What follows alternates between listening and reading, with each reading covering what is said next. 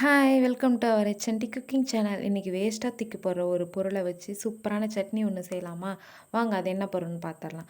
இன்றைக்கி பீர்க்கங்காய் தோலை வச்சு தான் அந்த சட்னி செய்ய போகிறேன். அதுக்கு ஒரு பெரிய சைஸ் வெங்காயம், தக்காளி, பூண்டு இதெல்லாம் இந்த அளவு கட் பண்ணி எடுத்துக்கோங்க.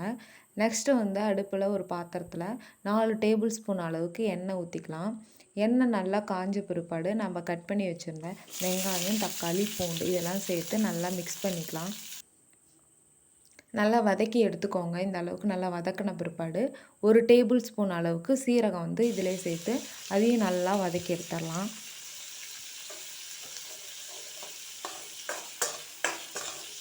நெக்ஸ்ட்டு ஒரு கைப்பிடி அளவுக்கு கருவேப்பிலை இதையும் போட்டு நல்லா வதக்கி எடுத்துடலாம். இது நல்லா வதக்கின பிற்பாடு நம்ம செதுக்கி வச்சுருக்க பீர்க்கங்காய் தோல் இதுலேயும் போட்டு நல்லா மிக்ஸ் பண்ணிக்கலாம். இப்போ நான் 2 வரமிளகா எடுத்திருக்கேன்.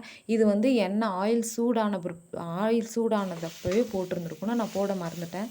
நான் இப்போ போட்டுக்கிட்டேன். நீங்கள் அப்போவே போட்டு நல்லா வதக்கிக்கோங்க. நெக்ஸ்ட்டு நல்லா வதக்கின பிற்பாடு ஸ்டவ் ஆஃப் பண்ணிட்டு கொஞ்சம் நேரம் சூடான பிற்பாடு மிக்ஸி ஜாருக்கு மாற்றி கொஞ்சம் உப்பு போட்டு நல்லா அரைச்சி எடுத்துக்கோங்க. அரைச்சி எடுத்த பிற்பாடு கொஞ்சம் தாளிப்பு ஊற்றி எடுத்துக்கோங்க.